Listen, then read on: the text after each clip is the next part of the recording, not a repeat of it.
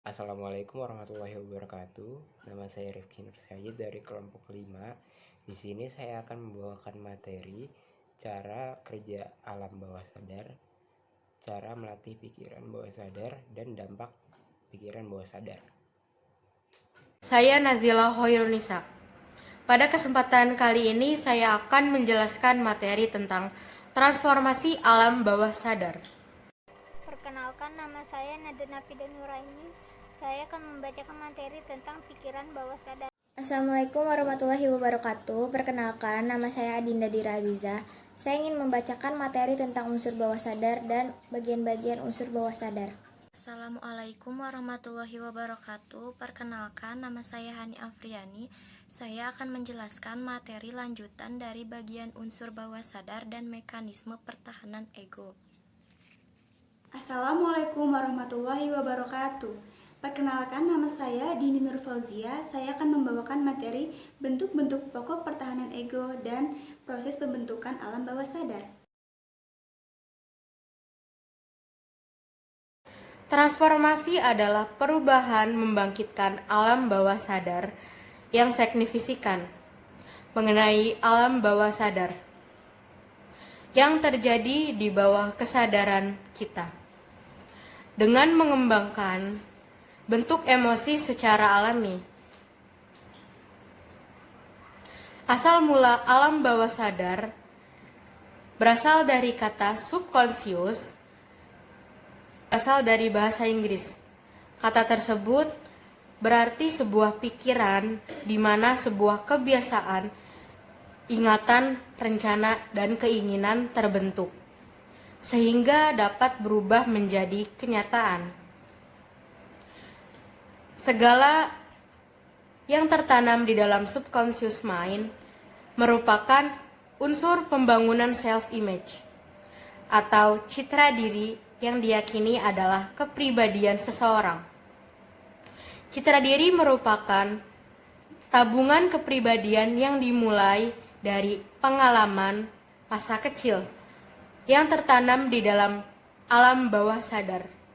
Segala hal yang berkaitan dengan rasa dan perasaan akan dioperasikan oleh otak kanan. Pada dasarnya, untuk meningkatkan atau membangkitkan alam bawah sadar adalah dengan melatih keseimbangan yakni otak kanan dan otak kiri. Hal tersebut bisa dilakukan dengan berbagai macam senam otak ataupun melalui pusat pelatihan pikiran yang ada. Dan semua itu dilakukan secara rutin tanpa henti, hingga terasa adanya perubahan dalam proses penyimpanan ingatan. Pada era modern saat ini, ada pula media yang dapat digunakan untuk membangkitkan alam bawah sadar tanpa harus latihan yang intens. Salah satu contohnya adalah dengan media gelombang suara. Gelombang suara ini gabungan dari suara alam dan suara gelombang yang mendengung. Media ini digunakan pada saat keadaan tenang atau rileks, sehingga akan bekerja dengan baik untuk membangkitkan alam bawah sadar sesuai dengan keinginan kita.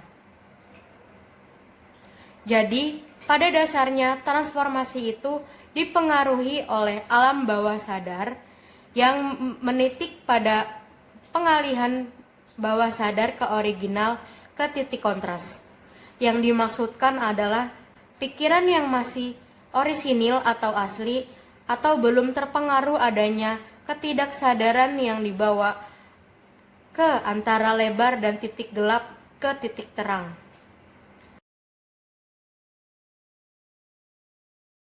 Menurut teori psikoanalisis Sigmund Freud, pikiran bawah sadar didefinisikan sebagai kumpulan perasaan, pikiran, dorongan, dan ingatan yang berada di luar kesadaran. Freud percaya bahwa ketidaksadaran terus mempengaruhi perilaku, meskipun orang tidak menyadarinya. Freud mengibaratkan hal-hal yang mewakili kesadaran kita hanyalah puncak gunung es. Sisa informasi yang berada di luar kesadaran sadar terletak di bawah permukaan.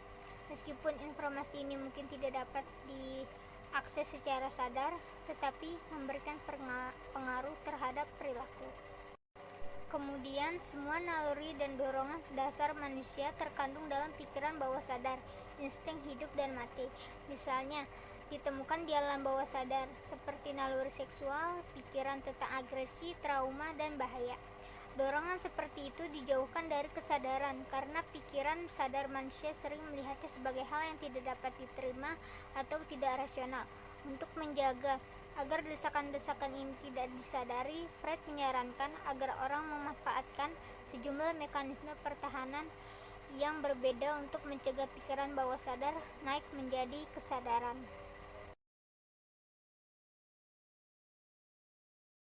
Unsur bawah sadar atau ketidaksadaran adalah lapisan terbesar dari kehidupan mental individu.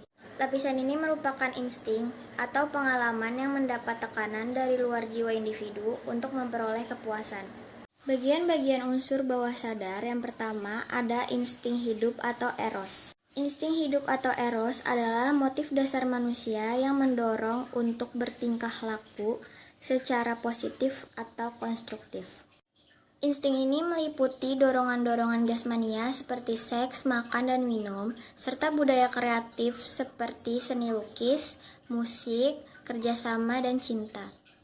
Dan yang kedua ada insting mati atau thanatos. Insting mati atau thanatos merupakan motif dasar manusia yang mendorongnya untuk bertingkah laku yang bersifat negatif atau destruktif.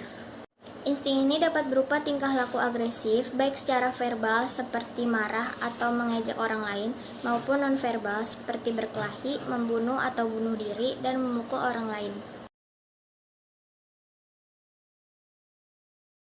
Bagian unsur bawah sadar yang ketiga yaitu mimpi. Mimpi merupakan sisa-sisa aktivitas mental yang teratur dan stimuli fisik.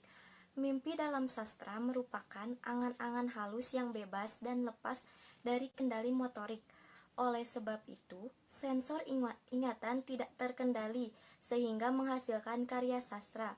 Keberhasilan pengarang menciptakan karya sastra pada dasarnya terletak dalam ketidaksadaran tersebut. Yang keempat, kecemasan. Berry menjelaskan bahwa konflik di antara berbagai aspek di dalam kepribadian mengakibatkan timbulnya kecemasan dan stres. Freud mengatakan bahwa kecemasan itu bertindak sebagai tanda peringatan mengenai adanya sesuatu yang tidak beres. 3 macam kecemasan yaitu 1. Kecemasan realistik, 2. Kecemasan neurotik, 3. Kecemasan moral. Selanjutnya, mekanisme pertahanan ego. Surya Brata menjelaskan bahwa tekanan atau ketakutan yang berlebihan menyebabkan ego mengambil cara ekstrim untuk menghilangkan atau mereduksi tekanan. Itu cara-cara demikian disebut mekanisme. Mekanisme pertahanan muncul dalam rangka melindungi ego dan banyaknya kecemasan bisa menjadi ancaman bagi kesehatan mental. Selanjutnya, Berry mengatakan bentuk-bentuk pokok pertahanan ego itu antara lain represi, penolakan, pengalihan, proyeksi, sublimasi, rasionalisasi, regresi, dan formasi reaksi.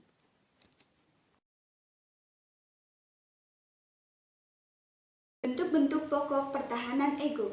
Represi. Mekanisme pertahanan berpengaruh cara seseorang menjalin hubungan sesama. Penolakan. Ini menyangkal dunia terhadap realita. Cara seseorang lebih tertutup untuk menghindari situasi yang menyakitkan. Pengalihan. Ini ada kalanya berupa pelampiasan kepada orang yang dirasa mengancam. Reaksi tetapi tetap bisa disampaikan, namun tidak ada konsekuensi.